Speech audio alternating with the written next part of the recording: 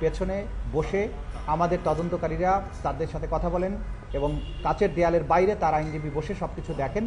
তাকে কোনো ভয়ভীতি, জোর প্রদর্শন, শক্তি প্রদর্শন, ভয়ভীতি প্রদর্শন এগুলোর কোনো সুযোগ এখানে নেই।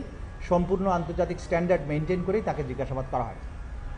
এবং এই জিজ্ঞাসাবাদের ব্যাপারে আপনাদের সবারই হয়তো প্রশ্ন থাকবে। গতকালকে একজন আসামিকে আমরা জিজ্ঞাসাবাদ করেছি, সাবেক আইসিটি প্রতিমন্ত্রী জোনায়েদ আহমেদ পলক।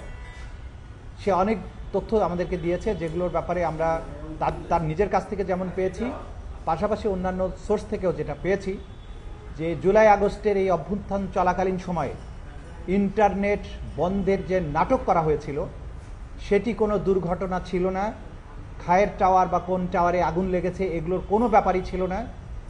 সেখানে সে স্বয়ং স্বীকারোক্তি দিয়ে বলেছে বা নিজে স্বীকার করেছে যে এই ইন্টারনেট তদানীন্তন প্রধানমন্ত্রী এবং এই মামলাগুলোর প্রধান আসামি শেখ হাসিনার নির্দেশে সরাসরি প্রধানমন্ত্রীর কাছ থেকে নির্দেশনা আসার পরে তথ্য প্রতিমন্ত্রী নির্দেশ দিয়ে আইআইটি ইন্টারন্যাশনাল ইন্টারনেট গেটওয়ে, এই গেটওয়েদের একটা হোয়াটসঅ্যাপ গ্রুপ খোলা হয়।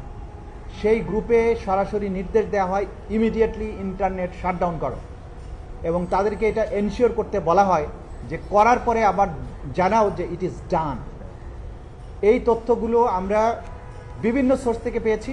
সেগুলো যাচাই বাছাইয়ের জন্য সেই সংশ্লিষ্ট আসামিকে আমরা জিজ্ঞাসাবাদ করেছি, তিনি এটা সত্যায়ন করেছেন। সুতরাং ইন্টারনেট বন্ধের মাধ্যমে জুলাই আগস্টের সংগঠিত গণহত্যাকে গোটা দুনিয়ার কাছ থেকে আড়াল করার যে আড়াল যে করা হয়েছে এবং এটার ব্যাপারে যে মিথ্যা অজুহাত দেওয়া হয়েছে যে ইন্টারনেট কেবল লাইন পুড়ে গিয়েছিল, এটা হয়েছিল, সেটা হয়েছিল, সর্বৈবভাবে মিথ্যা।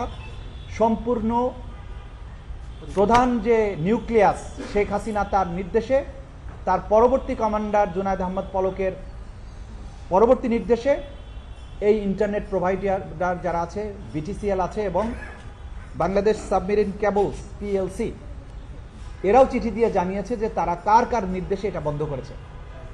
সুতরাং এই রাষ্ট্রীয় সংস্থাগুলোকে বাধ্য করে তদানীন্তন ক্ষমতাশালীরা, এই আসামিরা বাংলাদেশের ইন্টারনেট শাটডাউন করেছিল এবং এই গণহত্যাকে এক্সপেডাইট করেছিল।